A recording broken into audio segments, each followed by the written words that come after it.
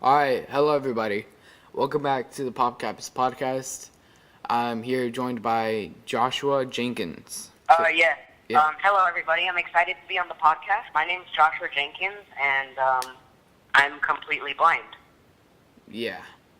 So, let's get into that. So, were you diagnosed blind or what? Yes, I was born blind. I have something called septo-optic dysplasia. Long name, I know, but basically it means that my optic nerve is not working, so I cannot see, and I was born this way. So I've been blind since birth, and I've made a bunch of adaptations that I'll be excited to talk about. Great. So, a lot of people don't understand that there are different forms of blindness. Yeah. Yeah, with me, I thought you were just born with it, but I Yeah, found well, out. you are right. I was born with it, yes. Yeah, But, there are specific reasons for being blind. There's different, like different reasons, diabetes. diagnosis. Yeah, there are a lot of ways, man. So, tell me, how's an everyday, a normal day for you? All right. So, a lot of people, I'll tell them that I'm blind, and they'll be like, oh, that sucks. So don't think it sucks, Don't feel sorry for me, because life for me is pretty easy. Simple. And, so I'm going to talk about the technologies and the adaptations I use. So, all right, there's a lot to talk about. So first, I guess I'm going to talk about something called a cane. There are different kinds of cane.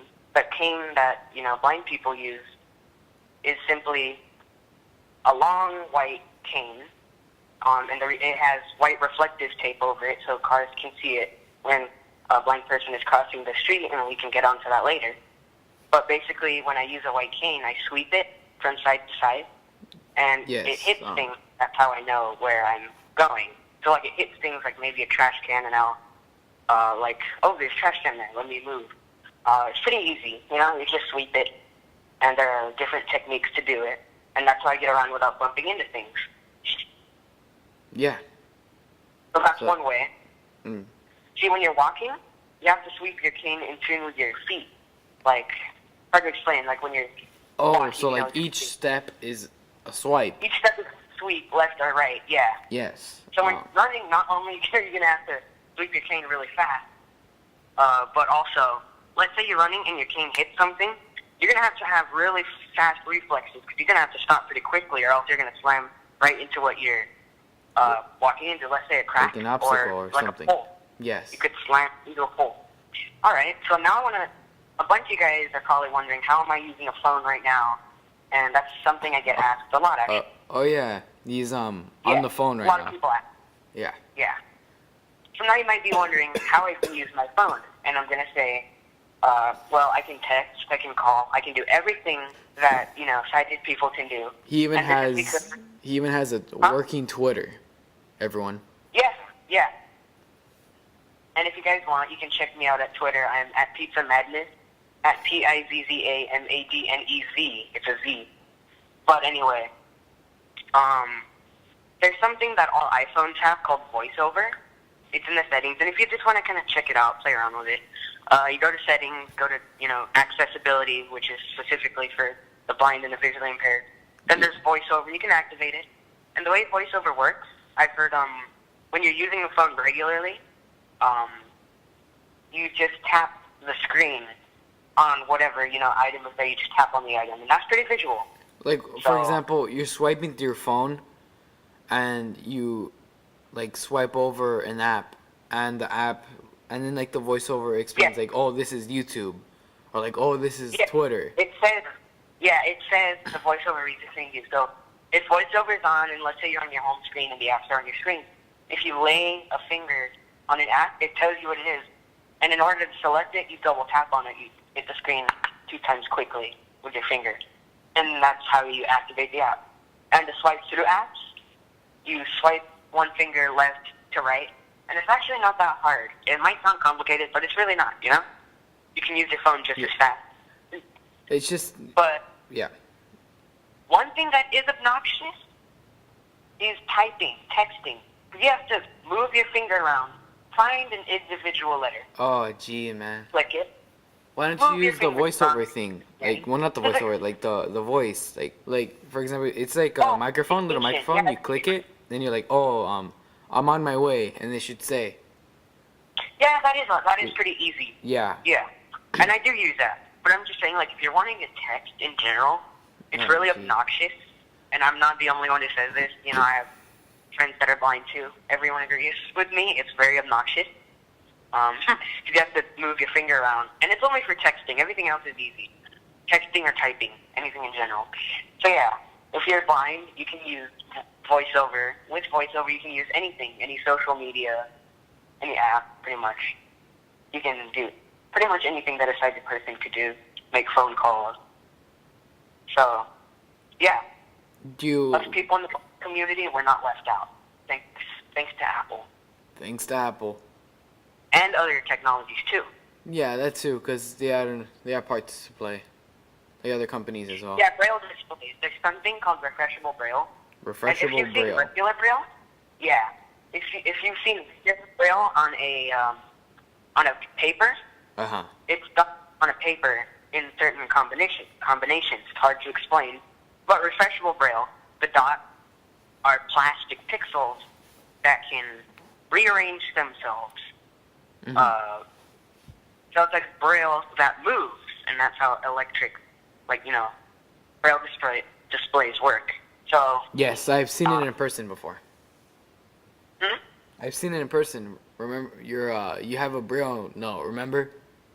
Yeah. Yeah. Yeah. Explain and that's that. what I use for Explain school that. every day.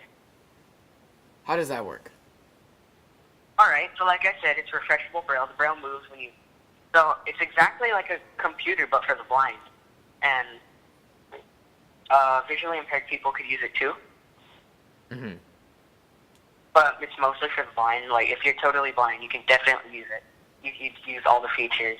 That's It pretty does cool. everything. Email, internet. It's just for the blind, you know. Yeah. And just so you guys know, regular laptops for sighted people, you can download a program called JAWS. They're actually different programs, but it's a little complicated. Uh-huh. But yeah, JAWS is a program for laptops and stuff, but you're better off using like a Braille Note Apex or Braille Note Touch. And in case you guys are curious about more what they really look like and how they work and stuff, I'm definitely you can go to curious. their, I'm really curious. you can go to their YouTube channel that they describe things. They show you one very good YouTube channel, Gallagher 123123. He talks about all kinds of Does he review them? huh? Does he review them? Reveal? What do you mean? Review. Like, Oh, reviews. Yes, he Yeah. definitely does. He does tutorial. He gives very detailed. Shows you everything. I've actually learned a lot from him. very And cool. Humanware is the company that makes all of this. Wow. Humanware. So Humanware makes all the Braille displays, and they make digital screen readers, like the Victor Reader Stream, Victor Reader Trek, Well, and make a bunch of cool technologies. So yeah, there are a lot. There's a lot blind people can do. We can, blind people basically we can cross streets by aligning with the opposite corner. Basically, I call it the wall of sound. Like when cars are flowing like a parallel or perpendicular cars, and we can just cross to them. Lighted intersections are a little difficult because you have to run to the button, press it, and then realign at the corner. yep. Realign. Yeah. But we can definitely do it.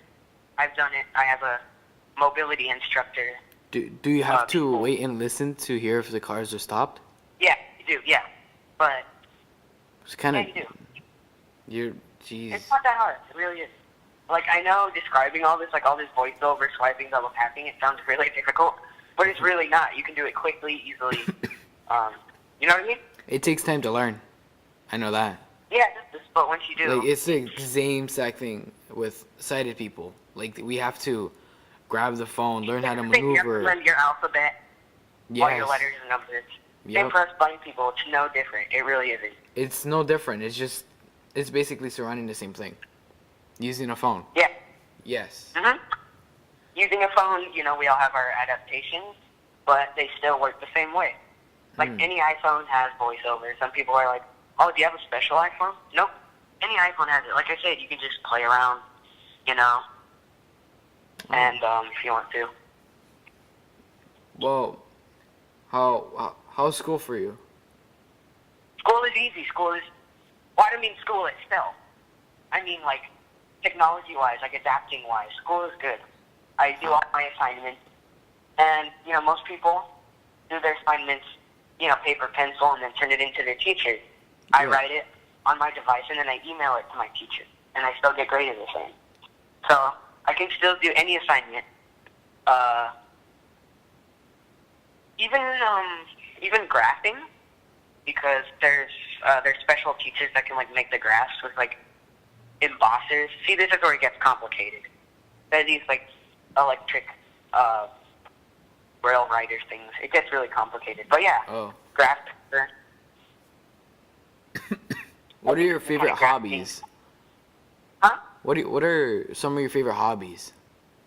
I love to read, and you know, I read braille, but I download all my books onto my device. When I was a lot younger, yes, and I wasn't using refreshable braille devices then, I had to carry around these massive braille books. And trust me, when I was introduced to refreshable braille that moves, isn't just stationary, I was like, it was like I discovered an entire world, you know? Yeah, it must have been great, huh? Great upgrade. It was. Actually moved. It felt super weird under my fingers at first, but now it's the norm. Imagine, you know, a big old book, like textbooks. I've seen the braille books before. Those things look big and bulky, man. I know they are. They're heavy, man. But they're, you know, the reason why they're bigger is because braille dots are raised, and it's not like print. Yep. Like it's print, kind of flat, two-dimensional. It's a bit, but yeah. I cannot believe how small paperbacks are in print. You can literally fit it in a backpack or something, or a purse. Yes. Like even a pocket, maybe. Like pocket dictionaries. I have a braille dictionary at school. Well, it's like such one giant volume for the entire dictionary.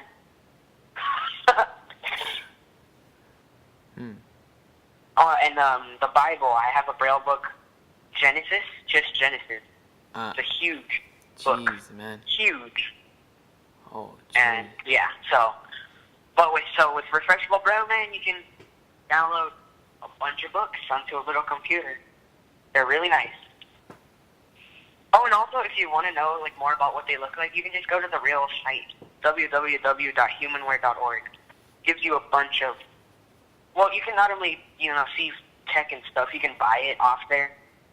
Oh, you know, if you're blind, if any of you viewers, if you know someone who's blind or visually impaired, check it out. You know, just check out the website. Well, our time is up. All right. It was nice being on the podcast, man. It's pretty nice. You're actually you gave a lot of information, man.